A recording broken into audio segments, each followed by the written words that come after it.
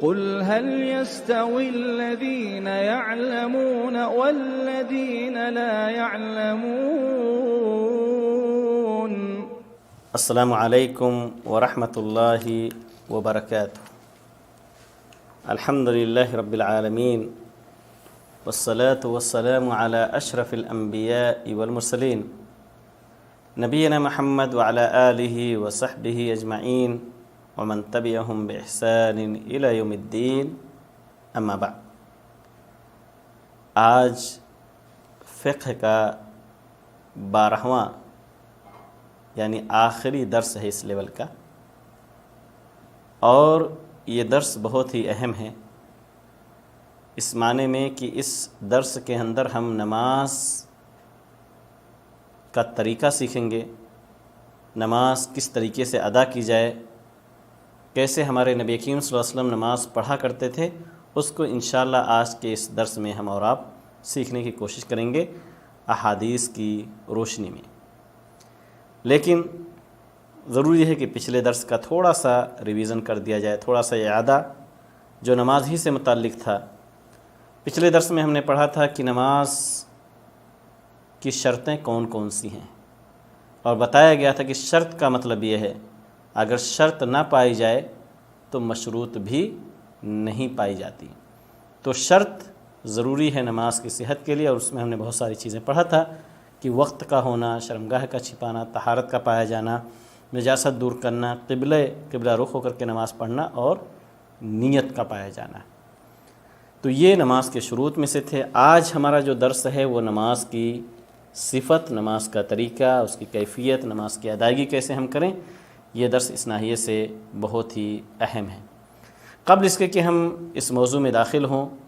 یہ ہمارے لیے جاننا بہت ضروری ہے کہ ہمارے کسی بھی عمل کی قبولیت کے لیے 2 بنیادی شرطیں ہیں۔ ابھی میں نے بتایا کہ اگر شرط ہے تو مشروط کا وجود ہے، اگر شرط نہیں ہے تو مشروط نہیں پائی جائے گی۔ تو 2 بنیادی شرطیں ہیں ہمارے کسی بھی عمل کی صحت کے لیے اور اس کی قبولیت کے لیے۔ پہلی شرط یہ ہے کہ اس عمل کے اندر اخلاص ہو، ہمارا وہ عمل خالص اللہ رب العالمین کی رضا اور خوشنودی کے لیے ہو۔ قرآن مجید کے اندر اللہ رب العالمین نے بے شمار آیتیں نازل فرمائی ہیں جس میں اخلاص کا ذکر کیا ہے، لیکن میں آپ کے سامنے صرف ایک حدیث سناؤں گا، صحیح مسلم کی حدیث ہے۔ اللہ رب العالمین کہتا ہے کہ کوئی بندہ جب ایسا عمل کرتا ہے جس میں وہ میرے علاوہ کسی اور کی چاہت، کسی اور کی رضا، کسی اور کی خوشنودی شامل کر دیتا ہے تو میں اس عمل کو چھوڑ دیتا ہوں۔ چنانچہ نبی کریم صلی اللہ علیہ وسلم فرماتے ہیں کہ من عمل عملا اشرک فیہ معی غیری ترکتہ وشرکہ، کہ جو شخص کوئی ایسا عمل کرتا ہے جس میں میرے ساتھ کسی اور کو بھی شریک کر لیتا ہے تو ایسی صورت میں اس سے اور اس کے عمل کو چھوڑ دیتا ہوں، یعنی اس کو رد کر دیتا ہوں، اس کی کوئی اہمیت میرے نزدیک نہیں ہے۔ تو پہلی شرط یہ ہے کہ ہمارے اس عمل کے اندر اخلاص ہو۔ دوسری شرط جو ہے وہ اتباع سنت ہے۔ نبی کریم صلی اللہ علیہ وسلم کی حدیث ہے صحیح بخاری اور مسلم کی، اللہ کے رسول صلی اللہ علیہ وسلم نے فرمایا کہ من عمل عملا لیس علیہ امرنا فہو رد، کہ جس شخص نے کوئی بھی ایسا عمل کیا جس پہ ہمارا حکم نہیں ہے، یعنی ہمارا دین نہیں ہے، ہمارا طریقہ نہیں ہے، ہمارے طریقے کی مخالفت کرتے ہوئے وہ شخص وہ عمل کر رہا ہے، فہو رد، رد یعنی مردود ہے، غیر مقبول ہے، اللہ رب العالمین کبھی بھی اس کو قبول نہیں کرے گا۔ تو ہم بحیثیت مسلمان ہماری یہ ذمہ داری بنتی ہے کہ جب بھی ہم دین کا کوئی عمل کریں تو ضرور ان دونوں بنیادی شرطوں کو اپنے سامنے رکھیں۔ سب سے پہلے ہم خالص و عمل اللہ رب العالمین کے لیے انجام دیں، اور دوسری جو شرط ہے اس میں اکثر لوگ غفلت کے شکار ہیں، وہ پایا جانا بہت ضروری ہے، وہ یہ ہے کہ نبی کریم صلی اللہ علیہ وسلم کی اتباع ہو، پیروی ہو، کیونکہ اگر یہ نہیں ہے تو آپ کا وہ عمل کسی کام کا نہیں ہے۔ نبی کریم صلی اللہ علیہ وسلم کی ایک حدیث ہے کہ ایک بندہ اللہ رب العالمین سے قیامت کے دن ملاقات کرے گا، اور بندے سے اللہ رب العالمین کہے گا کہ تو نے کیا کیا؟ وہ کہے گا اللہ رب العالمین میں نے 60 سال تک نماز پڑھی ہے دنیا کے اندر زندگی میں، تو یہ عمل آپ کے سامنے ہے۔ اللہ رب العالمین کہے گا کہ 60 سال جو تم نے نماز پڑھی ہے اس نے نہ تم نے رکوع کمپلیٹ کیا، نہ سجدہ کمپلیٹ کیا، یعنی میرے نبی کی تو نے اس میں اتباع ہی نہیں کی، تمہارے نام اعمال میں تو ایک بھی نماز نہیں لکھی گئی ہے۔ تو سبحان اللہ، اگر اس طریقے سے اللہ رب العالمین کے ہاں ہمارا وہ عمل مردود ہو جاتا ہے جس میں اتباع سنت نہیں ہے، تو تصور کریں کہ ہمیں کتنا کیئرفل ہونے کی ضرورت ہے، کتنی ضرورت ہے کہ ہم نبی کریم صلی اللہ علیہ وسلم کی سنت کو، طریقے کو سیکھیں، کیونکہ اللہ تعالیٰ نے انبیاء اور رسول کو اسی لیے بھیجا دنیا کے اندر تاکہ ہم ان کی اقتداء کریں، ان کی پیروی کریں اور ان کے بتائے ہوئے طریقے پر چلیں۔ ایسا نہیں کہ ہم منمانی جیسا چاہیں اپنی مرضی سے، کبھی ہم کہیں فلاں مسلک کو مانتے، فلاں مذہب کو مانتے، فلاں امام کو مانتے۔ اللہ کے رسول صلی اللہ علیہ وسلم دنیا کے تمام اماموں کے امام ہیں، اور جو نبی کریم صلی اللہ علیہ وسلم کی اقتداء اور اتباع نہیں کرتا اسے بہت ہی خسارہ ہونے والا ہے قیامت کے دن، کیونکہ اس کے سارے اعمال جو ہے اللہ کی بارگاہ میں مردود ہو جائیں گے۔ اور خاص طور سے نماز تو ایسی صفت ہے جس کے تعلق سے نبی کریم صلی اللہ علیہ وسلم نے حدیث کے اندر بہت ہی صراحت کے ساتھ بیان فرمایا۔ صحیح بخاری کی حدیث ہے، اللہ کے رسول فرماتے ہیں کہ صلو کما رأیتمونی وصلی، اے لوگو نماز ایسے پڑھو جیسے کہ تم مجھے نماز پڑھتے ہوئے دیکھتے ہو۔ یہ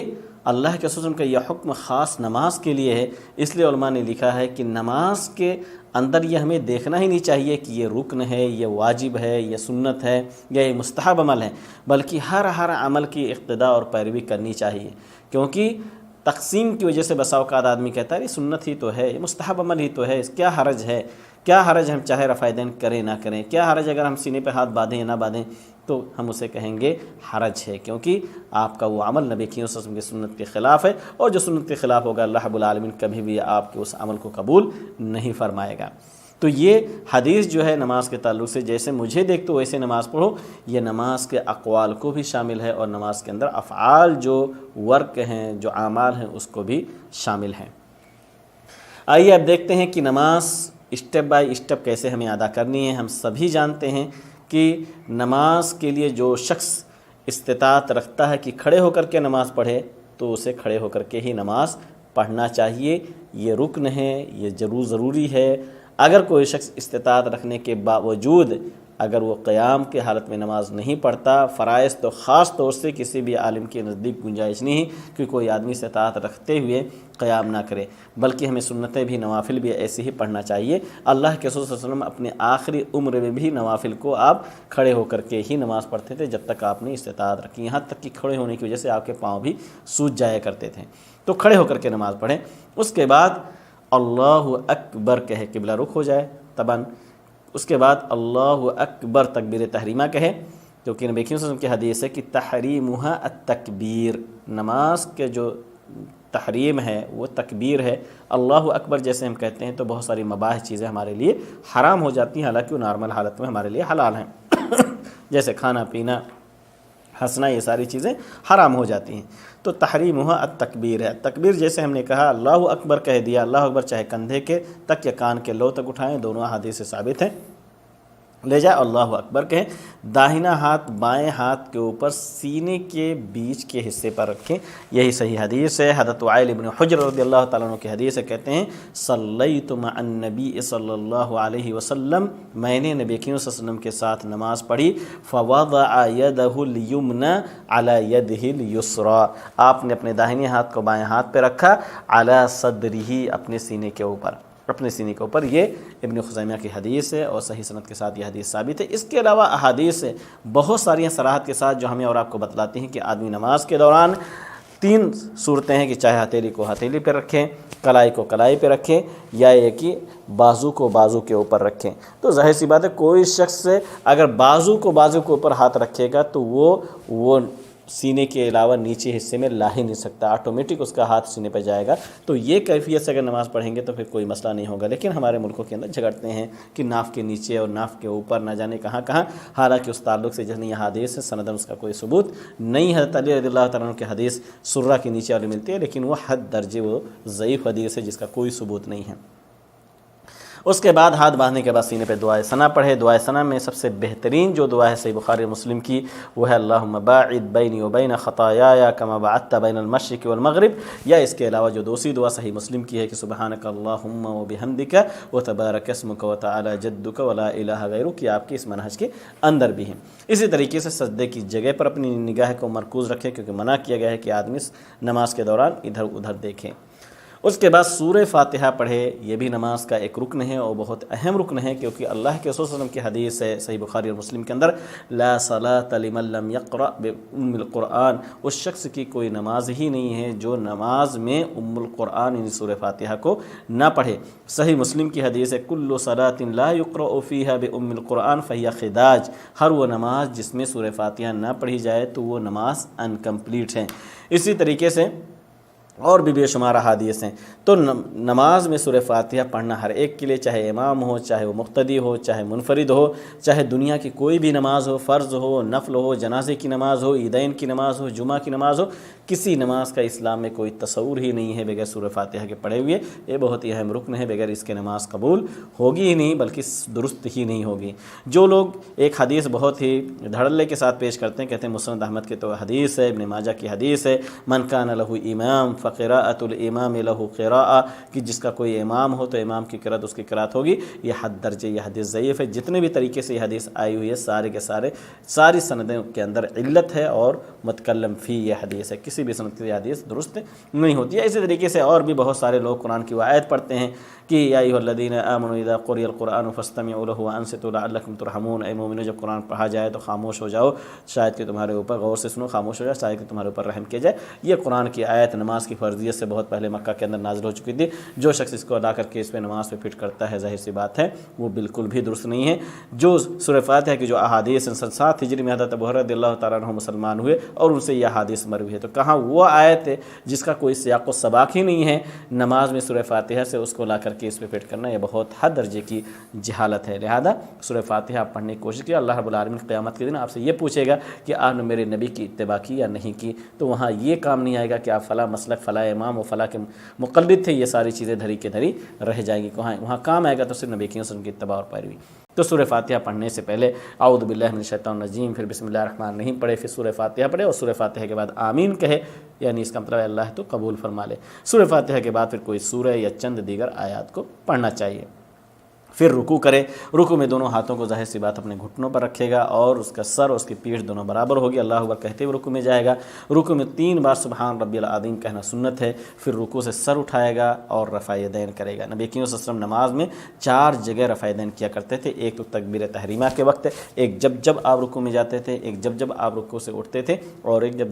کوئی نماز 3 رکعت یا 4 رکعت والی ہو تو پہلے تشہد کے بعد جب آپ کھڑے ہوتے، تو یہ 4 جگہیں ہیں جہاں رفع یدین کرنا سنت سے ثابت ہے۔ صحیح حدیث حضرت عبداللہ بن عمر رضی اللہ تعالیٰ عنہ نے اس کو بتلایا کہ اللہ کے رسول صلی اللہ علیہ وسلم ان جگہوں پہ رفع یدین کیا کرتے تھے۔ تو رکوع میں جاتے وقت رفع یدین کریں، رکوع سے اٹھتے وقت رفع یدین کریں، اور رکوع سے اٹھتے وقت آپ سمیع اللہ لمن حمدہ کہیں گے اگر امام ہیں یا منفرد ہیں، اور پھر تمام نمازی ربنا ولک الحمد کہیں گے۔ بلکہ صحیح بخاری کی حدیث ہے کہ مزید اس کے اندر ہمیں اضافہ کرنا چاہیے، ربنا لک الحمد حمدا کثیرا طیبا مبارکا فی۔ پھر سجدہ کرے، سجدے میں جاتے وقت اللہ اکبر کہے، سجدے کے اندر سبحان ربی الاعلیٰ 3 بار کہنا مستحب ہے، اور سجدہ 7 اعضاء پر کرنا چاہیے، پاؤں کی دونوں انگلیوں پر، دونوں گھٹنوں پر، دونوں ہتھیلیوں پر، اور پیشانی اور ناک اس کو 1 کاؤنٹ کیا گیا ہے، تو یہ 7 اعضاء زمین میں رکھنا چاہیے۔ بہت سارے لوگ سجدے کی حالت میں پیر کو اٹھائے رہتے ہیں، تو یہ ظاہر سی بات ہے بالکل بھی سنت کے خلاف ہے، نبی کریم صلی اللہ علیہ وسلم نماز کے طریقے کے بالکل الگ ہے۔ اس کے بعد جلسے استراحت کرے، یعنی دونوں سجدوں کے درمیان بیٹھے، اس کے اندر دعا پڑھے،